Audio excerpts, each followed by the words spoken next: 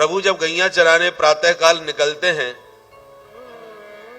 तो गोपियां बेचारी उनके वियोग में व्याकुल सी रहती हैं। उनके बिना बेचैन रहने के कारण सभी गोपियां आपस में मिलजुल करके भगवान कृष्ण की ही चर्चा करके पूरा दिन बिताती हैं। तो दिन भर में भगवान कृष्ण के बारे में क्या क्या गोपियां बातें करती हैं, उन्हीं बातों का उन दो दो गोपियों का संवाद इस गीत में है। इसलिए इस गीत का नाम है युगल गीत। दो दो गोपियों की बातें, एक का प्रश्न दूसरे का जवाब, इसलिए इसको युगल गीत कहते हैं। आइए कुछ पंक्तियां युगल गीत की स्मरण करें। बाम बाहु कृत बाम कपोलो बलवत क्रूरधरार्पित वेणु कोमलांगुल विरासत मार्गम गोपीरयति यत्र मुकुंदः व्योमयान वनिता सहसिद्धै विस्मिता सदुपधार्य सलज्जा काम मार्गण समर्पित चित्ता अस्मलम ययोरपस्मृत निभ्यः।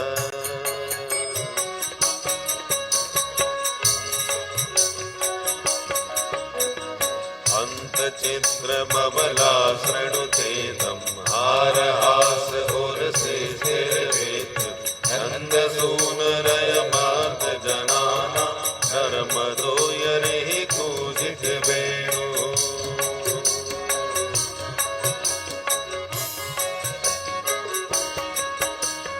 वृंदसो ब्रज प्रशा मृग गावो वेणुवाच रथ आरा चंद दष्ट कवलाधृत कर्णा निद्रिता लिखित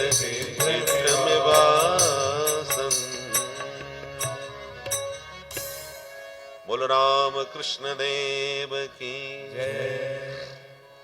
गोपियां क्या बातें करती हैं? एक गोपी कहती है, सखी बाम बाहु कृत बाम कपोलो।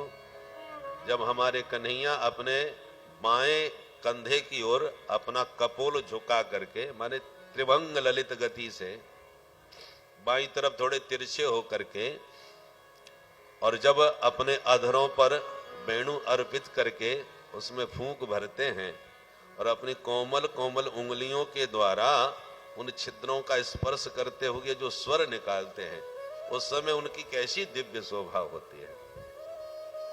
तो दूसरी कहती है, व्योमयान बनिता सहसिद्धैर। जब कन्हैया की बंसी की तान देवांगनाओं के कान में पड़ती है तो सब अप्सराएं देवांगनाएं विमानों में सिद्धों के साथ अपने प्रियतम के साथ दौड़ी दौड़ी आकाश मंडल में विमानों में आकर के छा जाती हैं। अभी तक ये देवांगनाएं केवल बंसी की तान सुन रही थीं, पर विमानों में आकर के जब बंसी वाले का दर्शन करती हैं तो काम मार्गण समर्पित चित्ता, वो इतनी प्रेम में डूब जाती हैं कि उनको अपने शरीर की सुध बुध नहीं रहती। हमारे वस्त्र किधर जा रहे हैं, हमारे अलंकार किधर जा रहे हैं, हमारी स्थिति कैसी हो रही है।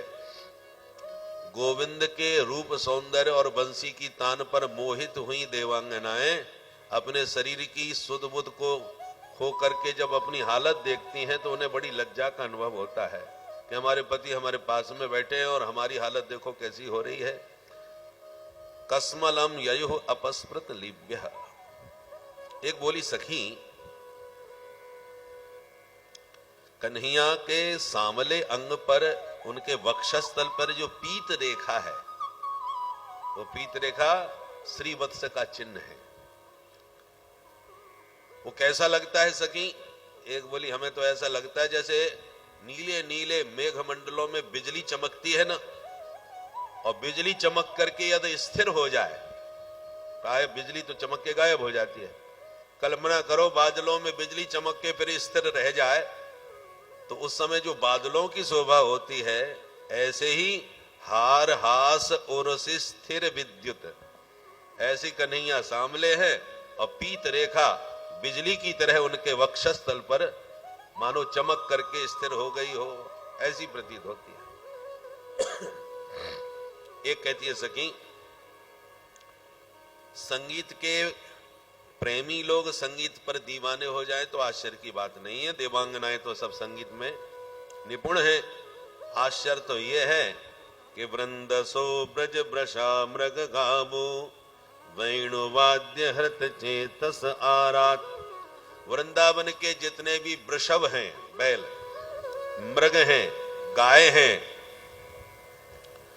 ये जितने भी और भी जितने वनचर हैं, जीव जंतु, जब बंसी की तान को सुनते हैं तो वेणु वाद्य हृत चेतस, बंसी के वादन से उनका चित्त वंशीधर हर लेते हैं और ऐसा उनका चित्त चुराते हैं। यदि गाय घास चर रही है और बंसी की तान उसके कान में पड़ गई तो घास का तिनका मुंह में होते हुए भी वो चबा नहीं पाती। दंत दष्ट कबला धृत करना, घास का तिनका मुंह में दबाए है और कान खड़े करके कन्हैया कहीं वंशी की तान सुन रही है, घास खाना भूल गई, चबाना भूल गई। धीरे धीरे वो तिनका उसके मुंह से बाहर गिरने लगता है, खा नहीं पाती। बछड़ा मां का दूध पी रहा है, गाय के स्तनों से अपने आप ही बंसी सुन करके दूध की धारा बह रही है। बछड़ा मुंह लगाए खड़ा है, बछड़े के मुंह में दूध गिर रहा है, पर बछड़ा उस दूध को गटक नहीं पा रहा, उसके मुंह से ही बाहर निकल के दूध बह जाता है। ये हालत बछड़ों की हो जाती है। और सब एकदम स्थिर होकर के एकाग्र चित्त से ऐसे बंसी की तान सुनते हैं। दूर से देखो तो लगता है जैसे दीवार में किसी ने चित्र लिख दिए होते, लिखित चित्र में वासन, चित्र लिखे से सब जीव जंतु कन्हैया की तान सुनने में स्थिर हो जाते हैं, एकाग्र हो जाते हैं। इस प्रकार पूरे दिन भर गोपियों के द्वारा गोविंद की ही चर्चा में समस्त दिवस व्यतीत होता है। बोल बंसी वारे की जय। अब कन्हैया तो प्रेम की बंसी बजा रहे हैं तो बजाने दो वृंदावन में, पर उधर मथुरा में मामा जी पर क्या बीत रही है थोड़ी उनकी भी सुन लो आज। एक दिन देवर्षि नारद पधारे मथुरा, कंस ने किया स्वागत, अहो भाग्य हमारे गुरुदेव पधारे। नारद जी बोले, राजन हम तुम्हारे मुख पर कुछ परेशानी की रेखा देख रहे हैं, प्रसन्न नजर नहीं आ रहे। कंस ने कहा, गुरुदेव अब मत पूछो। क्यों, क्या हो गया? अरे गुरुदेव मैंने बड़े बड़े असुर भेजे वृंदावन, जो जाता है वो चला ही जाता है, लौट के नहीं आता। ये नंद के जो दो बेटे हैं ना, कृष्ण बलराम, किसी को नहीं छोड़ रहे। कौन है क्या है कुछ समझ में नहीं आता। नारद जी मुस्कुराने लगे, अरे महाराज कंस तुम बड़े भोले हो, तुम्हें कुछ पता ही नहीं। क्यों गुरुदेव क्या हुआ? अरे क्या नहीं हुआ, तुम सोते रहे खर्राटे बजाए, और तुम्हारे बहनोई साहब जो है ना वसुदेव, वो अपने बच्चों को छोड़े आए नंद भवन में अपने मित्र के घर में। जैसे तुम नंद का लाला सा कह रहे हो ना, वो नंद का लाल नहीं, तुम्हारी बहन देवकी का 8वां लाल है, वही तुम्हारा काल है। जो सुना कंस का माथा गरम, अरे राम राम, इसका मतलब वसुदेव ने मेरे साथ छल किया, मुझे धोखा दिया, मैं उसे आज जिंदा नहीं छोड़ूंगा। निशातमसिमा दत्त वसुदेव जिघांसया, निकाल के तलवार वसुदेव को मारने चल दिया। नारद जी ने तुरंत हाथ पकड़ा, सुनो सुनो, अब जोश से काम लेने की जरूरत नहीं, होश से काम लीजिए। वसुदेव को जो करना था कर दिया, अब तुम्हें क्या करना है उस पर विचार करो। पूरे जोश से काम लेने से सब काम बिगड़ जाता है। तो गुरुजी आप ही बताओ मैं क्या करूं? नारद जी बोले, पूछो हम बताते हैं। देखो, वसुदेव को मार के तुम्हें कुछ हाथ नहीं लगेगा, वासुदेव भाग जाएगा। मेरी बात मानो, ये तुम एक एक करके भेज रहे हो ना वृंदावन में, और दोनों भैया मिलके सबको ठिकाने लगाते जा रहे हैं, ऐसे काम नहीं चलेगा। तुम दोनों को कुछ ऐसी योजना बनाओ कि वो तुम्हारे यहां आए, और जब वो दोनों किसी भी बहाने से तुम्हारे यहां आए तो तुम सब मिलके उन दोनों को ठिकाने लगाओ। वाह गुरुदेव, क्या जोरदार बात बताई, आज तक हमारी बुद्धि में नहीं आई। अब यही होगा गुरुजी। नारद जी बोले हमारा आशीर्वाद है। यों कह के नारद जी मथुरा से चले सीधे वृंदावन, भगवान के दर्शन किए, प्रणाम किए और बोले सरकार, धरती पर इतने दुष्ट पापी भरे हुए हैं और आप प्रेम से यहां बैठे बैठे चैन की बंसी बजा रहे हैं। इक्का दुक्का कोई आया तो लुढ़का दिया। ऐसे पृथ्वी का भार उतरने वाला नहीं है महाराज, इसलिए मेरा निवेदन है, ये फुटकर काम बंद करो, थोक का काम चालू करो, तभी ये पापी लोग मरेंगे, पृथ्वी का भार उतरेगा। मैंने मथुरा में ऐसा बीज बोया है, एक दो दिन में कोई ना कोई आपको लेने जरूर आएगा, तो आप वहां चले जाइए। एक का दुक्का कोई आतंकवादी आया, निपटा दिया, ऐसे काम नहीं चलेगा। जहां आतंकवादियों का शिविर लगता है, अड्डा है, वहीं पर अटैक करो सीधा जाकर के, एक बार में सबकी छुट्टी। सब बातें भगवान को बता दी नारद जी ने कि हम क्या क्या करके आए, और कह के चले गए। इधर कंस ने आपातकालीन मीटिंग बुलवाई, तमाम भयंकर एक से एक असुर इकट्ठे होकर के आए। कहिए सरकार कैसे याद किया। कंस ने कहा मित्रों, आज मुझे पता चला है, मेरी गुरुजी ने आंखें खोल दी। कृष्ण बलराम जो मैं नंद के लाला समझे बैठा था, आज पता चला वो तो हमारी बहन देवकी के लाल है। अब उनको कैसे ठिकाने लगाया जाए, इसीलिए मीटिंग बुलवाई है। बताओ आप लोग कुछ उपाय। केसी नाम का दैत्य खड़ा हो गया, महाराज वो कृष्णचंद्र है तो मैं भी केसी हूं, वो हिंदी का हम अंग्रेजी के। कृष्णचंद्र का शॉर्टकट क्या होगा? केसी। तो हम केसी शॉर्ट में, और वो फुल में कृष्णचंद्र। इसलिए आप मुझे दो महाराज अवसर, दोनों को ठिकाने लगा दूंगा। अच्छा, इतना विश्वास है? अच्छा जाओ, एक मौका तुम्हें भी दिया। केसी तुरंत एक विशाल घोड़े का रूप बना करके वृंदावन में पहुंचा। भगवान मित्रों के साथ जमुना के तट पर क्रीड़ा कर रहे थे। जैसे ही इसने भगवान कृष्ण को देखा, मुंह फाड़ के बड़े वेग से दौड़ा। दौड़ता हुआ जैसे ही भगवान के पास खाने को आया, भगवान ने मुक्का घुमा करके इसके मुंह में ही मारा। मुंह फाड़ के आ रहा था, मुंह में ही मुक्का मारा। तो एक मुक्के में गोविंदाय नमो नमः, वहीं ढेर हो गया। आज भी वृंदावन में यमुना तट पर बन गया केसी घाट, जहां केसी का किया उद्धार। अरिष्टासुर नाम का दैत्य बैल बन के आया, भगवान ने उसे भी घुमा करके परलोक पहुंचाया। व्योमासुर ग्वाला का वेश बना के आया, भगवान पहचान गए, उसने उसको भी ठिकाने लगाया। कंस ने कहा अब कोई नहीं जाएगा, मैं समझ गया गुरुजी ने जो कहा था वैसे ही होगा। परंतु प्रश्न यह है कि उसको किस बहाने से बुलाया जाए, कोई बहाना तो चाहिए बुलाने का। कंस ने कहा एक काम किया जाए, हम लोग मथुरा के मेला का आयोजन करते हैं, मथुरा का भव्य मेला का आयोजन करेंगे, उसमें कृष्ण बलराम को मेला घुमाने के बहाने बुलाएंगे, और बच्चे हैं मेला के नाम से दौड़ के आएंगे। ठीक है, और लेने कौन जाएगा? बोले उसको लेने के लिए हम उसी के चाचा अक्रूर को भेजेंगे, ताकि हम पर कोई शंका भी न करने पावे। तो बुलाओ अक्रूर जी को। दरबार में अक्रूर जी बुलाए गए। तुरंत अक्रूर जी को जब खबर मिली कि आपको महाराज कंस ने याद किया, तो बेचारे घबरा गए। दुष्टों से दूर ही रहना चाहिए, उनका याद करना कोई अच्छी बात नहीं है। तो बेचारे डरे डरे से अक्रूर जी दरबार में पहुंचे, और जैसे ही दरबार में प्रवेश किया अक्रूर जी ने, कंस ने तुरंत खड़े होकर के आगे बढ़ के हाथ में लाया, और ला करके अपने साथ अक्रूर जी को बैठाया। गृहीत्वा पाणिना पाणिम ये हाथ मिलाने की पद्धति हमारी पुरानी है। भागवत में कई जगह ये लिखा है, गृहीत्वा पाणिनाम पाणिम, हाथ में हाथ मिलाया। अपने पास बैठाया तो अक्रूर जी और घबरा गई, ये पापी इतना सज्जन कब से हो गया, हमको आज तक इसने राम राम नहीं करी, ठीक से कभी बात नहीं करी, आज दरबार में बुला के हाथ मिला रहा है, साथ बैठा रहा है। नवन नीच की अति दुखदाई।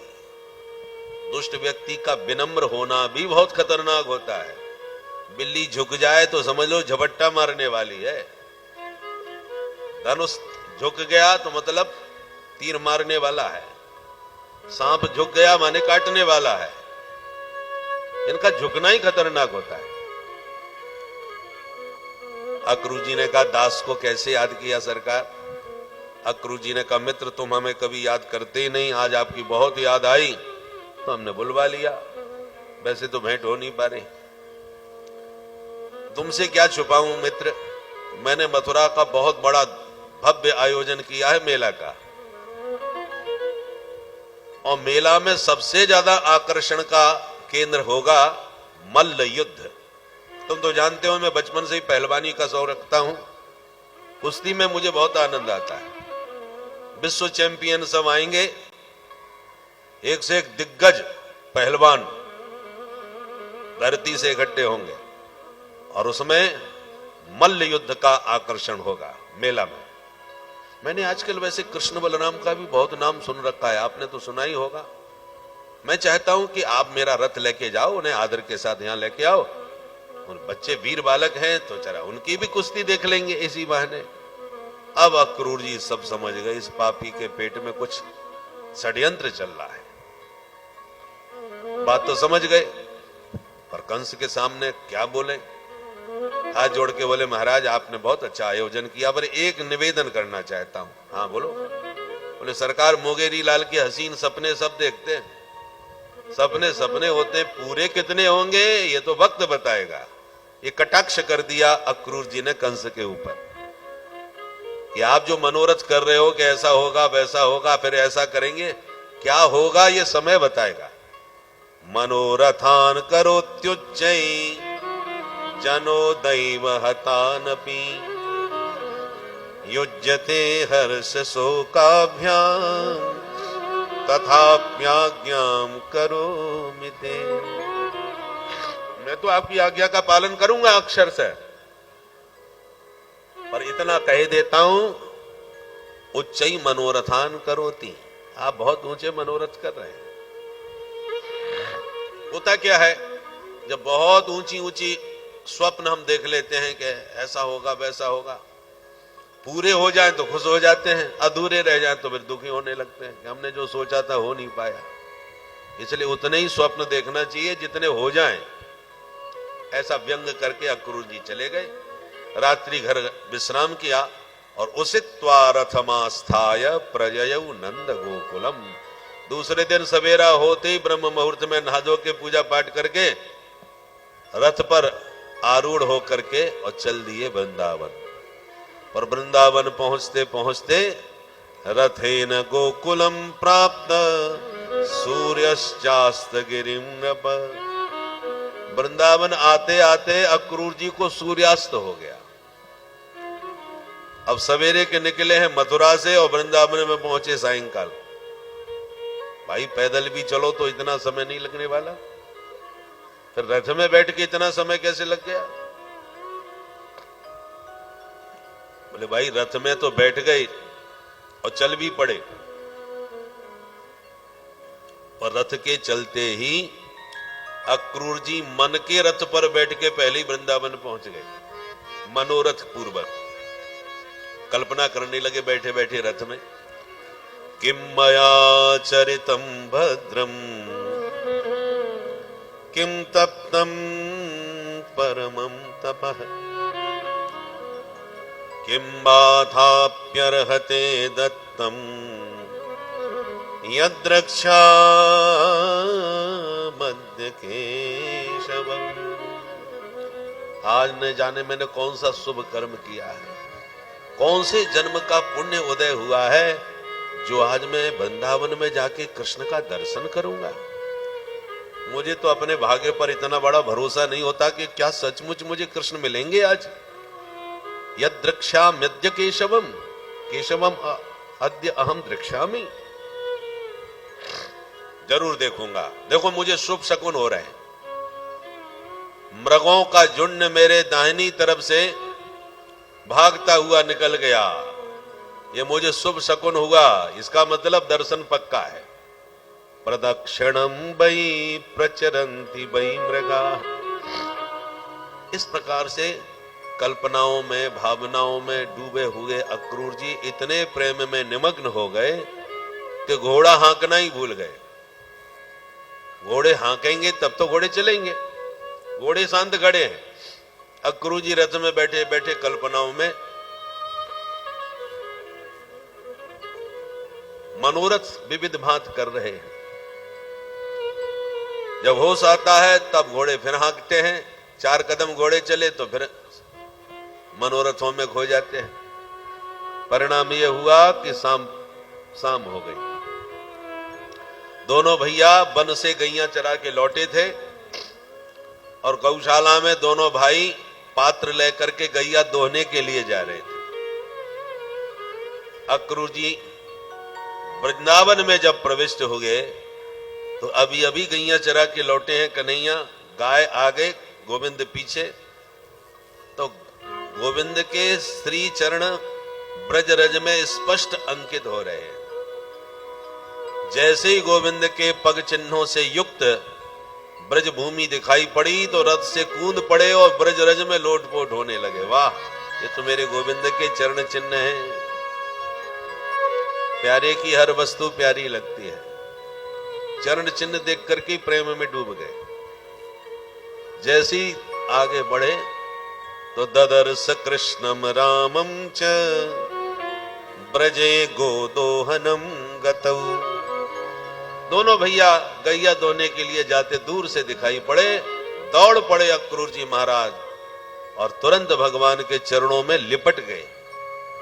भगवान ने तुरंत जबरदस्ती हाथ छुड़ा करके और उठा करके अक्रूर जी को हृदय से लगा लिया। ओहो मेरे चाचा जी आ गए, चाचा जी आ गए। दोनों भैया एक एक हाथ पकड़ करके अक्रूर जी को बड़े आदर के साथ चाचा जी करते हुए भवन के भीतर लाए, उच्च आसन पर बैठाए। दोनों भैयाओं ने मिलकर के चाचा जी के चरण धुलाए, बढ़िया भोजन पवाए, फिर अतिथि भवन में लाए, प्रेम से सैया पर सुलाए। दोनों भैयाओं ने मिलकर चरण दबाए। कन्हैया बोले अब बोलिए चाचा जी अचानक कैसे आए। अक्रूर जी हाथ जोड़ के बोले प्रभु आप सब जानते हैं, अंतर्यामी हैं, फिर भी अनजान बन के पूछ रहे हो तो बता ही देता हूं क्यों आया हूं। और कंस का षड्यंत्र सूत्र में ही समझा दिया। भगवान मुस्कुराए, आहा चाचा हमारे मामा जी ने याद किया है, मामा जी बुलाएं और भांजे न जाएं, हम जरूर चलेंगे। पर ये जो षड्यंत्र वाली बात आपने कही, ये चर्चा आप और किसी से मत कीजिए, नहीं तो कोई जाने ही नहीं देगा हमको यहां से। आप सिर्फ मेला की बात करो। यूं समझा करके भगवान तुरंत बाबा नंद के पास आए। बाबा बाबा हम तो कल चाचा जी के संग मेला देखने जाएंगे। नंद बाबा घबराए, कैसी बात करे कन्हैया, मैं तो को ना जान दूंगो भैया, मैंने आज तक तो को अपने से अलग कबहू ना भेजो और मथुरा तो मैं बिल्कुल ना भेज सकूं। बड़ो भारी शहर है, तू महानटखट है, कब कौन से लड़ भिड़ जाए तेरो भरोसा ना है। इसलिए तेरी बहुत अधिक इच्छा है कन्हैया, तो मैं तो को संग में लेके चलूंगा, अकेले तो ना भेजूंगा। कन्हैया बोले बाबा तो आप चलो, आपसे मना थोड़ी है, मेला में तो सबन को मेल होए, तब ठीक है। नंद बाबा ने तो स्वीकृति दे दी और पूरे वृंदावन में दुहाई लगवा दी, जो मथुरा को मेला देख वो चाहे वो सवेरे तैयार है जाए। जन जन में खबर पहुंचा दी। और जैसे ही गोपियों को यह समाचार मिला कि माधव मथुरा जा रहे हैं कल, बस गोपियों की तो नींद उड़ गई। तुरंत सब गोपियां अपने अपने घर से समाचार सुनते ही निकल पड़ी और झुंड झुंड बना करके जगह जगह पर बैठ गईं। आपस में चर्चा करने लगी, बहन ये विधाता ने कैसा वज्रपात कर दिया हमारे ऊपर। कृष्ण कल मथुरा जा रहे हैं।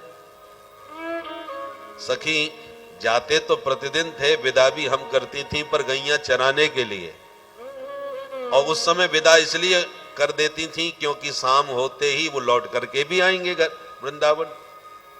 तो जाते देखती थी, आते दिखाई पड़ते थे, किंतु कल जब मथुरा जाएंगे तो कोई भरोसा नहीं कब आएंगे।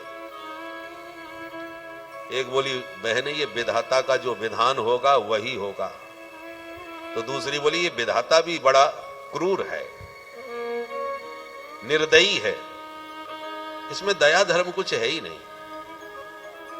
हमको तो अपना खिलौना समझता है ये विधाता। जैसे छोटे छोटे बच्चे हैं, खिलौने से खेलते हैं, मन लगा तब तक खेले, मन भर गया फटाफट सब फोड़ फाड़ देते हैं। उन्हें खेलने में भी आनंद आता है, फोड़ने में भी आनंद आता है। ये विधाता भी हमको अपना खिलौना समझ करके खेलता है, जब चाहा तब फोड़ दिया। सब विधाता को कोसने लगे। अहो विधातस्तव न क्वचित् दया संयोज्य मैत्र्या प्रणयेन देहिनः ताश्चाकृतार्थान् वियुनञ्च पार्थकम् विक्रीडितं तेर्भक्चेष्टितं यथा। सब गोपियां विधाता को भला बुरा कहने लगी। तो दूसरी गोपी बोली सखी मैंने विधाता देखे नहीं, उन्होंने हमारे ललाट में क्या लिखा है पता नहीं, पर प्रत्यक्ष तो मुझे अक्रूर दिख रहा है। ये नहीं आता तो गोविंद कहीं नहीं जाते, ये लेने आया है। दूसरी बोली सखी तू ठीक कह रही है, इसका नाम ही गलत रखा है, इसका नाम क्रूर होना चाहिए। अक्रूर नाम किसने रख दिया इसका? महाक्रूर है, जो हमारे दोनों नयन कृष्ण बलराम को हमसे छीनकर हमें अंधा करने के लिए आया है। अक्षणवताम फलमिदम, हमारी आंखों का तो परम फल ही कृष्ण दर्शन है। क्रूरस्त्वमक्रूर समाख्ययास्मनस् चक्षुर्हि दत्तम हरसे वताज्ञवत्। इस प्रकार सभी गोपियां अत्यंत व्याकुल होकर के सारी रात चर्चा करती रही। रात भर चर्चा करते करते विरहात और ब्रजांगनाएं विलाप करने लगी, लज्जा परित्याग करके। एवं ब्रुवाणा विरहातुराभृशं ब्रजस्त्रियः कृष्ण विसक्त मानसा विसृज्य लज्जां रुरुदोस्म सुस्वरं गोविंद दामोदर माधवेति। विविध नामों से प्रभु को पुकारती हुई व्याकुल ब्रजांगनाएं सारी रात विरह में संतप्त रहीं। प्रातः होने पर गोविंद जैसी रथ पर आरूढ़ होकर के मथुरा को प्रस्थान किए कि गोपियों ने दौड़ करके रथ को ही चारों ओर से घेर लिया। भगवान ने तुरंत रथ में खड़े होकर के गोपियों को सांत्वना दी। देवियों केवल 2 दिन की बात है, आज जाऊंगा, कल मेला देखूंगा, परसों घर वापस आ जाऊंगा। आयास्य इति दौत्यकैहि। सुन करके गोपियों ने मार्ग छोड़ दिया और तुरंत अक्रूर जी ने वायु वेग से रथ को दौड़ा दिया।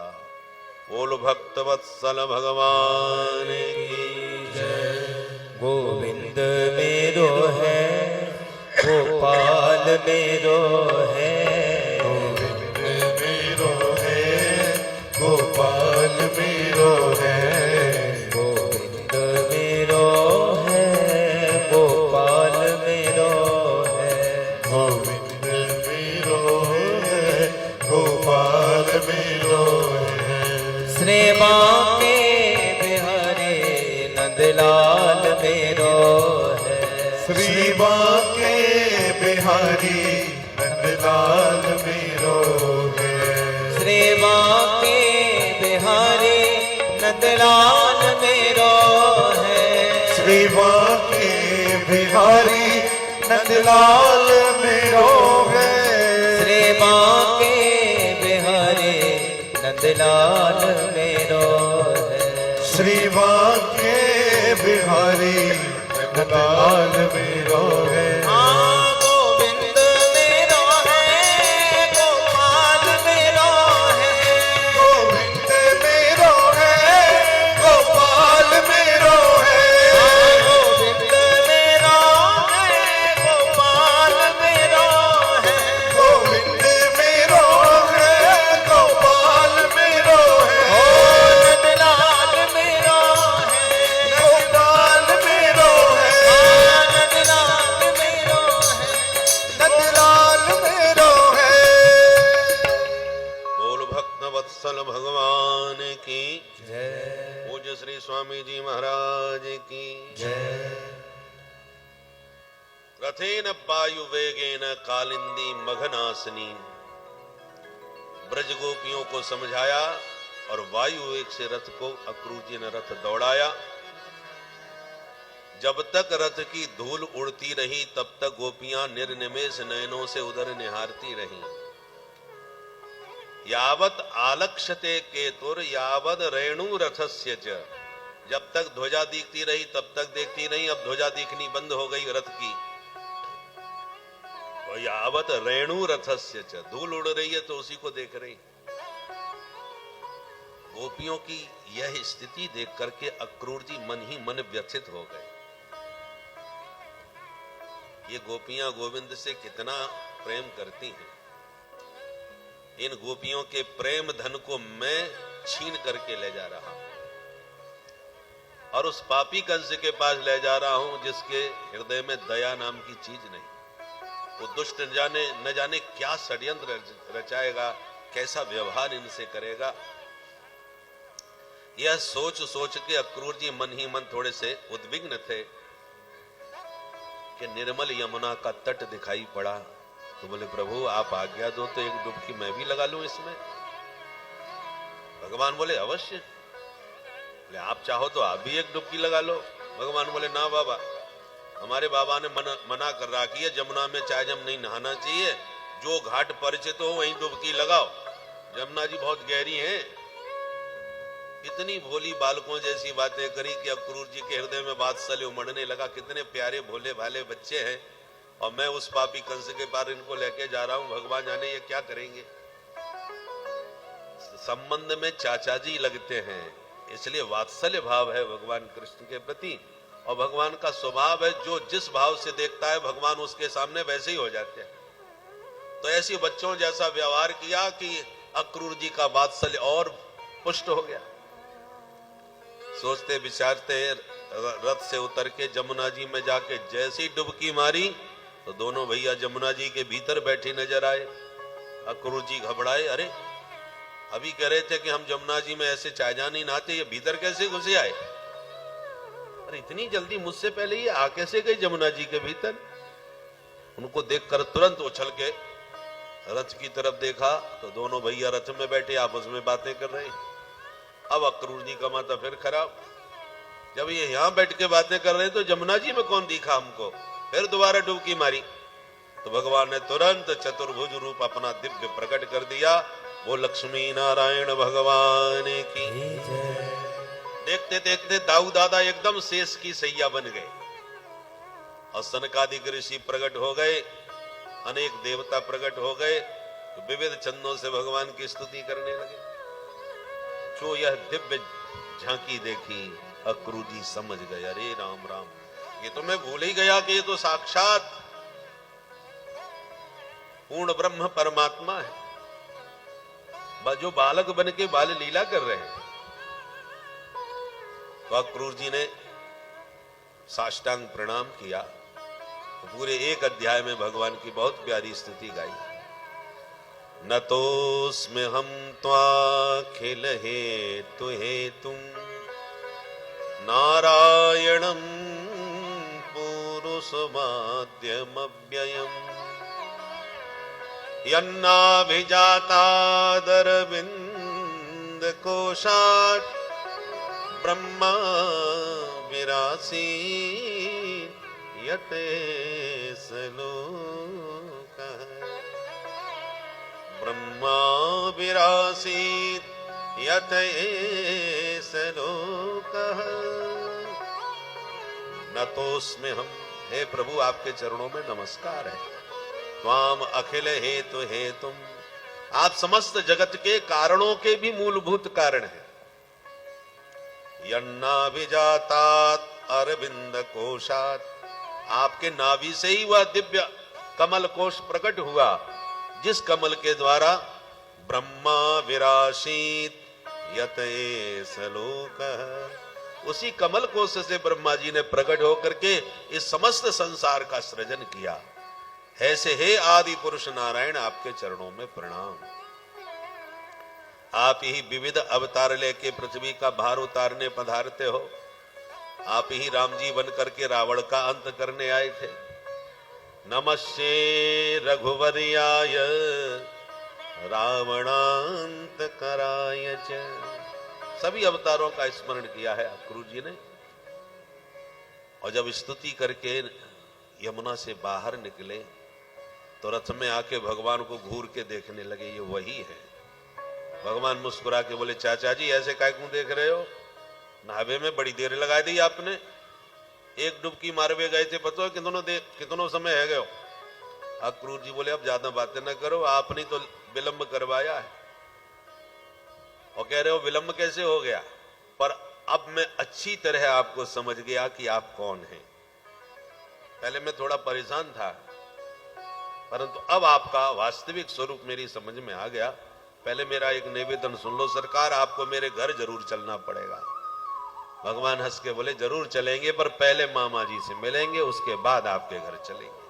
हाँ ठीक है, पक्की बात हो गई, चल दिए। एक प्रहर दिन बाकी था, तब मथुरा में प्रवेश किया। पर जैसे ही प्रवेश किया पूरे नगर में हल्ला मच गया। ए भैया वो पूतना को मारवे वारो आ गयो, ए भैया वो गोवर्धन उठावे वारो आ गयो। पूरे नगर में हल्ला, जहां देखो वहां वही चर्चा। जिस गली से गोविंद निकल पड़े उसी गली में फूलन की वर्षा। जो देवियां कभी घर के बाहर कदम नहीं रखती थीं, आज वो गली गली में दौड़ती फिर रही हैं। सखी वो नंद को छोरा निकल गयो का। जिनकी सास अपनी बहू को सांस भी नहीं लेने देती थी, बाहर निकलने की तो बात छोड़ दो, वो बेचारी अट्टालिकाओं से, झरोकों से, छत्तों से जहां करके एक झलक देखने के लिए परेशान हो रही है कि शायद हमें भी एक झलक मिल जाए देखवे। और ऊपर से यदि गली में जाते गोविंद नजर आ जाते हैं तो सुंदरियां एकदम आनंद में झूम जाती हैं, ऊपर से चिल्लाने लगती है, सखी देख वो गयो सामलो सलोनो कृष्ण कन्हैया, यही ने तो गोवर्धन उठायो। दूसरी कहती है, बहन देखवे में तो 100 छोरा लगे, इतना बड़ो गोवर्धन कैसे उठायो होगा यानी। और जब जोर जोर से आपस में बातें करती हैं तो कन्हैया के कान में आवाज पहुंच जाती है। और जहां गोविंद के कान में आवाज आती है कि हमारे बारे में कोई बात कर रही है, तो जिधर से आवाज आती है उधर ही ताकने लग जाते हैं। और जिसको तिरछी चितवन से निहार लेते हैं वही बिचारी बिल्कुल बावली हो जाती है। कहती है, देख देख सखी मेरी तरफ कैसे देख रहे थे। दूसरी कहती है, छोड़ तुझे तो देख ही रहे थे, मुझे देख के तो मुस्कुरा भी रहे थे। बोलो राधे राधे, राधे राधे। बस हमारे राम जी में और श्याम जी में इतना ही अंतर है। मिथिला में जब राम जी गए तब भी हालत तो यही हुई थी, धाये धाम काम सब त्यागी। पर राम जी ने एक बार भी निगाह उठा के किसी को नहीं देखा, जिसको जो कहना है कहती रहो। पर हमारे टेढ़ी टांग वाले कृष्ण कन्हैया विचित्र हैं, जिधर से आवाज आती है उधर ही ताकने लग जाते हैं और सबका चित्त चुराते चले जा रहे हैं। सभी सुंदरियां सुमन वृष्टि से स्वागत करती जा रही हैं। ब्रजवासी भी आए हैं मेला घूमने के लिए कन्हैया के साथ। ब्रजवासी बोले, लाला तेरे ऊपर बड़े फूल बरस रहे हैं, क्या चक्कर है, कछु रिश्तेदारी है यहाँ? कन्हैया बोले, तुम्हें खबर ना है, यहाँ के महाराज कंस है ना, खास मामा जी लगे मेरे, तो भांजे को स्वागत ना करवाएंगे का? ब्रजवासी बोले, ओहो ये बात है, चोरेदारी के आज बताइए ये बात। अरे ने पहले से बताई होती तो बढ़िया वाली बगलबंदी पहन के छैल छबीले राजकुमार बन के नाम थे। तेरे मामा मिलते तो वो भी कहते हाँ कोई भांजे कहीं से आए, हम तो पुराने कपड़ा पहन के चले आए, अब इन कपड़न में तो तेरे मामा के सामने भिगमंगा जैसे लगेंगे। अब जा तू अपने मामा से मिली हो, हम ना मिलेंगे। कन्हैया बोले परेशान काय क्यों है रहे हो, तुम्हें जो चाहिए मोए बताओ, सब व्यवस्था है जाएगी। मेरे मामा कोई ऐसे वैसे ना है, राजा हैं, जो मांगोगे वो मिलेगा। अच्छा तो कन्हैया सबसे पहले तो हमारी पोशाक जोरदार दिलवा, कपड़े चकाचक होना चाहिए। आजकल लोग कपड़े ही ज्यादा देखते हैं। ठीक है, ये कौन सी बड़ी बात है, मिल जाएंगे। बातें करते करते आगे बढ़े कि सामने से कंस का धोबी आता दिखाई पड़ा। बड़ा अहंकारी, डंडा घुमाता हुआ और रेशमी वस्त्र राजसी वस्त्रों को साफ करके ला रहा था, सिर पर पोटली बांध के। अधिकारी से ज्यादा उसके चपरासी में गर्मी होती है महाराज। तो कंस का धोबी था, इसलिए बड़ा अकड़ में आ रहा था। निकट जाते ही भगवान मुस्कुरा के बोले मामा जी राम राम। धोबी नीचे से ऊपर घूरने लगा, ये भांजा कौन आ गया मेरा। बोला क्यों भाई, कौन हो तुम, जान न पहचान मैं तेरा मेहमान। बिना मतलब का मामू बना दिया हमको, मैं तेरा मामा कैसे लगा भाई। भगवान बोले सुनो, हमारो नाम कृष्ण कन्हैया, ये मेरे दाऊ भैया, और यहाँ के महाराज जो कंस है ना वो मेरे मामा जी लगे। तो मामा के गांव में जो मिलेंगे वो सब मामा ही हैं हमारे, या नाते आप हो गए हमारे मामा।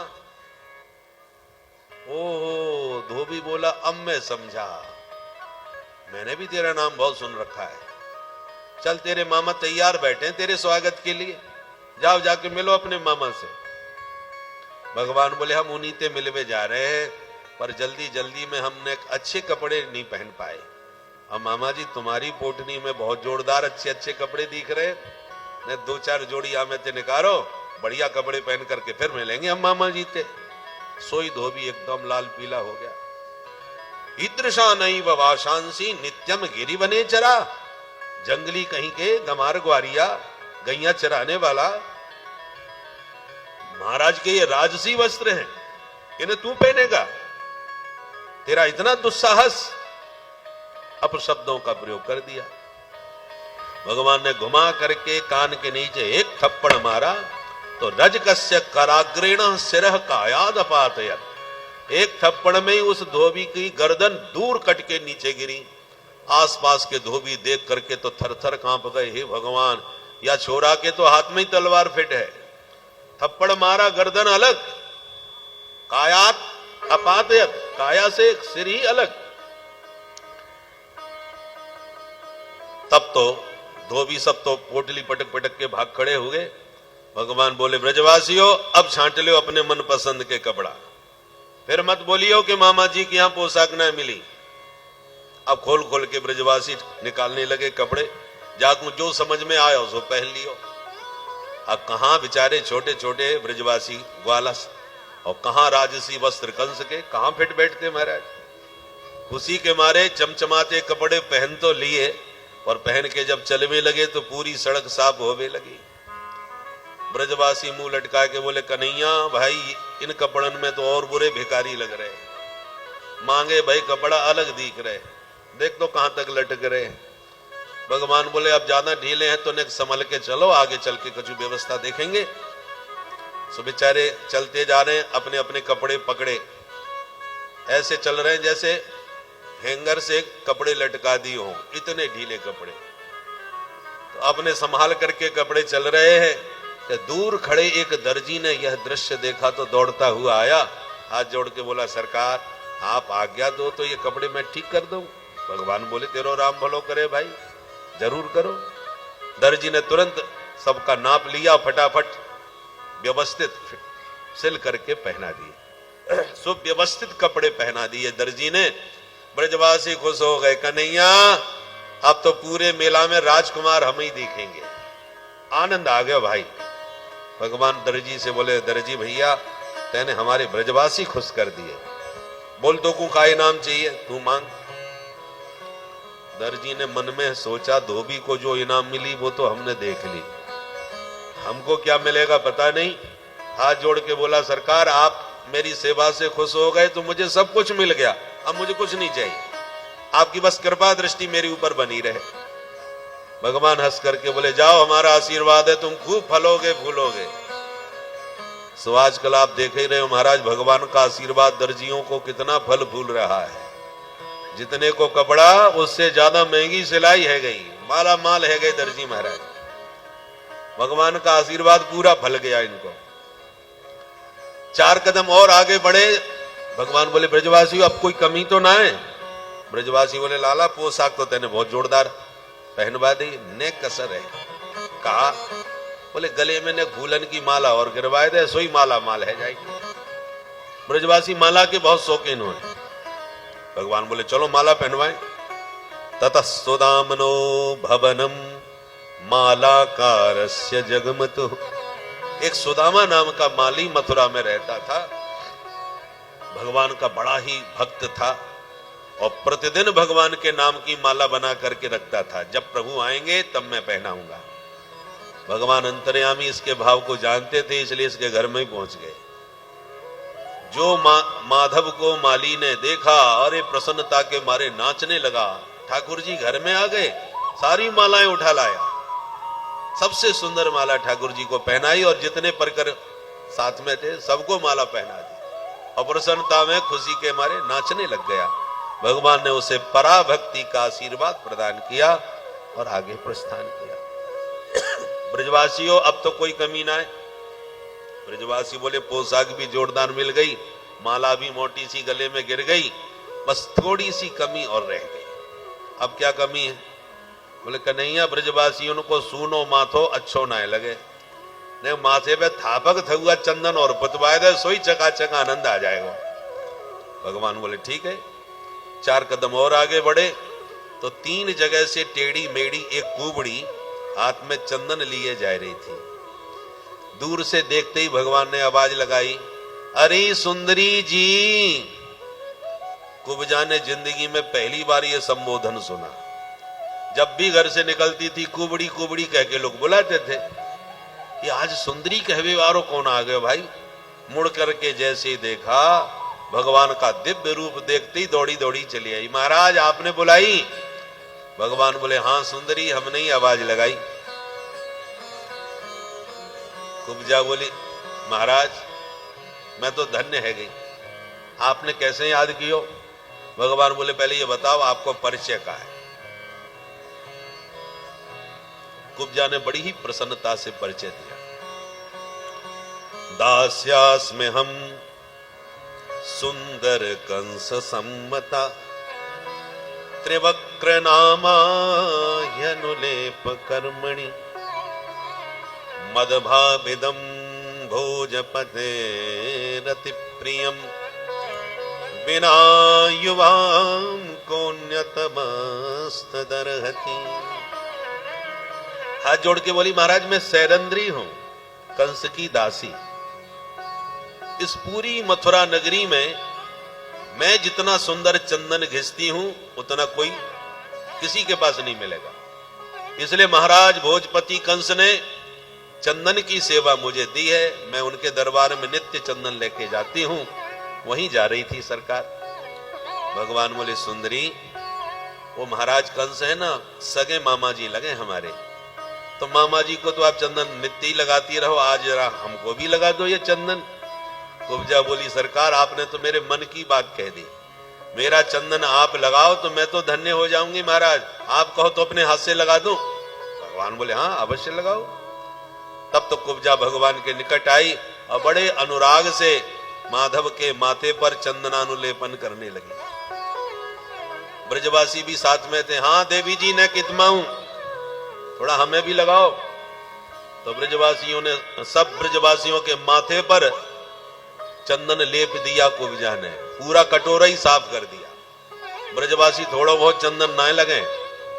ब्रजवासियों की तो अलग ही संप्रदाय, गल छप्पा संप्रदाय। गाल में, नाक में, मुंह में, माथे में, पूरे में महाराज चंदन पोत लें। पूरा कटोरा साफ कर दिया चंदन का कुब्जा का। कुब्जा ने प्रसन्नता के साथ प्रभु को किया प्रणाम, आपने मेरी चंदन सेवा स्वीकार करी, मैं धन्य हो गई। एक ब्रजवासी कन्हैया के कान में आके बोलो चौरे कन्हैया, फ्री के चंदन घिस मेरे नंदन। तेने बा बेचारी को सबरो चंदन फ्री में ही ले लीपा पोती कर ली और ले वो दे वो कछु ना है।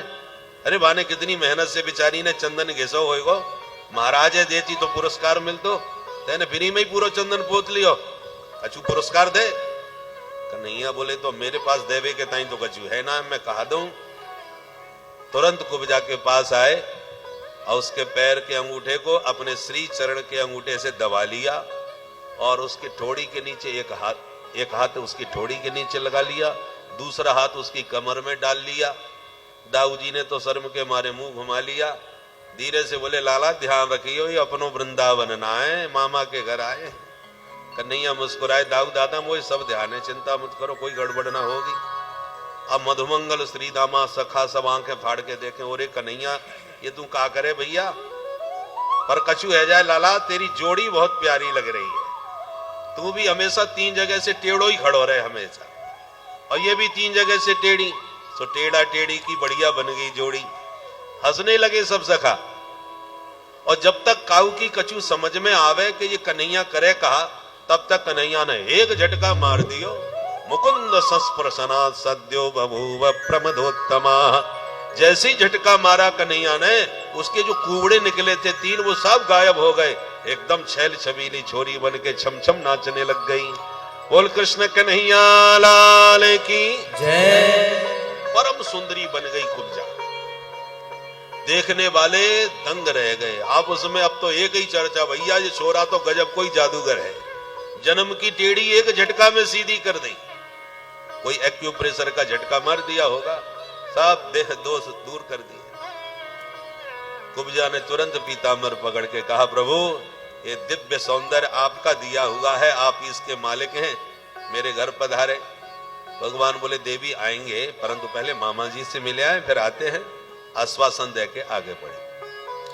अब तो बड़े बड़े उद्योगपति व्यापारी ये जो दृश्य देख रहे थे और सुन रहे थे, इससे सबको पता चल गया कि कृष्ण ही मथुरा के राजा बनेंगे और इन्हीं के हाथ से कंस मरेंगे, ये निश्चित हो गया।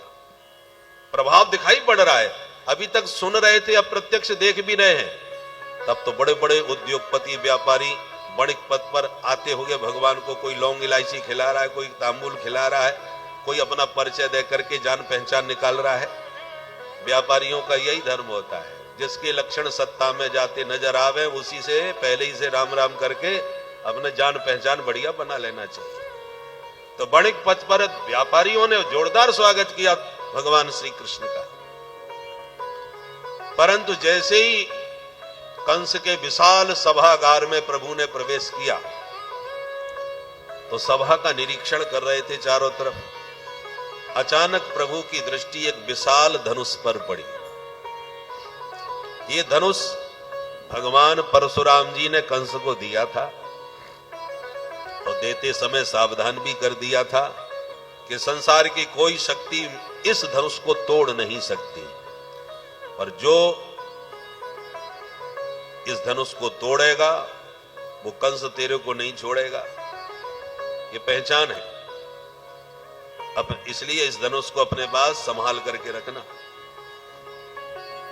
इसलिए कंस उस धनुष को बहुत सजा करके रखता था, उसका पूजन करता था। सभा में उस विशाल धनुष को देखते ही भगवान बोले, दाऊ भैया आप अनुमति दो तो या धनुष मैं उठा के देखूं ने। दाऊ जी बोले, अपने मामा जी को धनुष है, प्रेम से उठाओ, अपन ते कौन मना करेगा। पर धनुष की रक्षा में जो सैनिक खड़े थे वो भगवान की बात सुन के उपहास उड़ाने लगे, हंसने लगे। देखो कल का बच्चा, अभी दूध के दांत भी इसके नहीं गिरे होंगे और ये महाराज कंस के धनुष को उठाने की बात कर रहा है। दाऊ जी ने मुस्कुरा के कन्हैया को इशारा किया, लाला ने को उठा के तो दिखाई दे। जो संकेत मिला, भगवान तुरंत धनुष के पास आ पहुंचे और करेण बामेन सलील मुद्रितम सज्जम चकृत्वा निमिषेण पश्यताम। एक निमिष में पलक झपकते बामेन करेण, बाएं हाथ से उठा लिया, मानो उन सैनिकों को संकेत दिया कि जैसे तुम इतना बड़ा विशाल कहते हो, ये मेरे बाएं हाथ का खेल है। बाएं हाथ से धनुष उठा के दाहिने से जो प्रत्यंचा चढ़ाई के धड़ाम, भयंकर शब्द हुआ, धरती हिल गई, धनुष टूट गया। दो टुकड़ों में विभक्त हो गया, 10 दिशाएं गूंज गई उसके भयंकर उद्घोष से, पृथ्वी कांप गई, कंस घबरा गया। ये क्या हुआ भाई? सैनिकों ने दौड़ के खबर सुनाई, सरकार वो आपके भांजे ने आपका धनुष तोड़ दिया। जैसी कंस ने सुना कि कृष्ण ने धनुष तोड़ दिया तो मन ही मन विश्वास हो गया कि हमारी भी गारंटी खत्म, अब हम भी बचने वाले नहीं हैं। बाबा परशुराम जी का वचन याद आ गया कि जो धनुष तोड़ेगा वो तुझको नहीं छोड़ेगा। अब तो इतना भयाक्रांत हो गया कंस इस घटना से, उसे हर काली चीज में काला काला बंसी वाला दिखने लगा। सामने वाला बात करे तो उसकी आंख की कारी पुतरिया में उसे कृष्ण नाचता नजर आवे। ये हालत कंस की हो गई महाराज। भगवान विश्राम करने चले गए क्योंकि रात्रि हो चुकी थी, अंधेरा हो गया था। प्रभु ने तो रात्रि में विश्राम किया पर कंस की नींद गायब हो गई। बेचारे को नींद ही ना आवे, उसको मृत्यु के इशारे मिलने लगे। मृत्यु के कुछ संकेत हैं जो मरने से पहले मौत इशारा करती है। क्या क्या? स्वप्ने प्रेत परिस्वंग खरयानम विषादनम। यदि स्वप्न में मृतात्मा जो लोग मर गए हैं उनको प्रेतात्मा कहते हैं, वो यदि तुम्हें बुला करके अपनी छाती से लगा रहे हैं तो समझ लो तुम्हारी जीवन लीला समाप्त, कुछ ही दिन के मेहमान हो। ये मृत्यु सूचक संकेत है। आप अपने पूरे शरीर में, स्वप्न में पूरे शरीर में तेल लगा के और दक्षिण दिशा की तरफ जा रहे हैं, ये मृत्यु का संकेत है। गधे पर बैठ करके जाना। और छिद्र प्रतीतश्छायायाम, चलते समय परछाई में छिद्र दिखाई पड़े या कभी कभी परछाई में सिर नजर ना आवे अचानक, तो ये मृत्यु का इशारा है। और जब आप दोनों अंगूठों से और कान के दोनों छिद्र बंद कर लो पूरी तरह से, तो भीतर से एक आवाज आती है, प्राण घोष उसको कहते हैं, प्राण घोष। आप कभी भी एकांत में शांत बैठ करके कानों को बंद करके उस आवाज को ध्यान से सुनेंगे तो स्पष्ट आपको सुनाई पड़ेगी। और नित्य प्रति अभ्यास करें तो बहुत स्पष्ट आवाज सुनाई पड़ने लगती है, वह प्राण घोष। और जब मृत्यु के कुछ घड़ी शेष रहती है तो मरने से पहले वो प्राण घोष गायब हो जाता है। जो प्रतिदिन आपको प्राण घोष सुनाई पड़ेगा पर मरने से पहले वो आवाज आनी बंद हो जाएगी, ये मृत्यु का इशारा है। इस प्रकार से कंस को ये मृत्यु के सारे स्पष्ट संकेत मिलने लगे, इसलिए उसका भय और अधिक व्याप्त हो गया। उसने अपनी सुरक्षा और बढ़ा दी।